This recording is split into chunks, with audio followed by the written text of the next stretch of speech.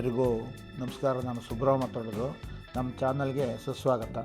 ನಾನು ಇಂದು ಕೇರಳದ ಅತ್ಯಂತ ಸುಂದರವಾದ ಸ್ಥಳಗಳಲ್ಲಿ ಒಂದಾದ ಮುನ್ನಾರ್ಲಿದ್ದೇನೆ ಮತ್ತು ಇದುವರೆಗೆ ಪ್ರಯತ್ನ ಮಾಡದೇ ಇರುವಂಥ ಒಂದು ಕೆಲಸನ ಮಾಡೋದಕ್ಕೆ ನಾವೆಲ್ಲ ಹೋಗ್ತಾಯಿದ್ವಿ. ಒಂದು ಪರ್ವತ ತುದಿಯಿಂದ ಇನ್ನೊಂದು ಪರ್ವತಕ್ಕೆ ಜಿಪ್ಲೈನ್ ಹಾಕಿದ್ದಾರೆ.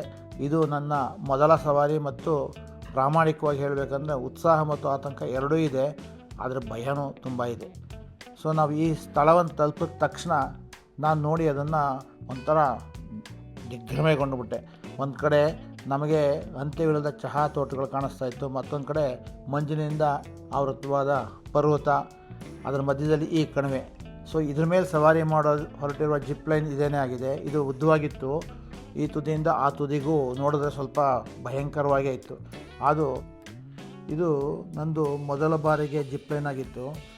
ಸೊ ಆದರೆ ಇಲ್ಲಿನ ಎಲ್ಲ ತಂಡದವರು ಸೂಪರಾಗಿ ಆರಾಮದಾಯಕವಾಗಿ ನಮಗೆ ಹಾರ್ನೆಸ್ ಹಾಕಿ ಸಹಾಯ ಮಾಡಿದ್ರು. ಎಲ್ಲ ಸುರಕ್ಷತಾ ಲಾಕ್ಗಳನ್ನು ಪರಿಶೀಲಿಸಿ ಸರಿಗಿದೆ ಅಂತ ಸೂಚನೆ ನೀಡಿದರು.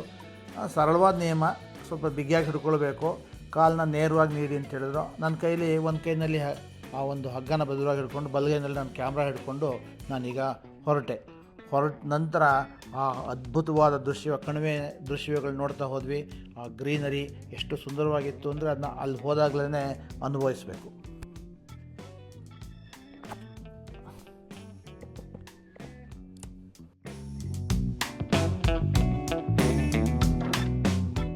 ಸೊ ನಾವು ಆ ಜಿಪ್ಲೈನಲ್ಲಿ ಕೂತ್ಕೊಂಡು ನಮ್ಮನ್ನು ಬಿಟ್ಟ ತಕ್ಷಣ ನಮಗೆ ಬಹಳ ಆ ಕಣಿವೆನ ನೋಡ್ತಾ ಹೋದ್ವಿ. ಅದ್ಭುತವಾಗಿತ್ತು.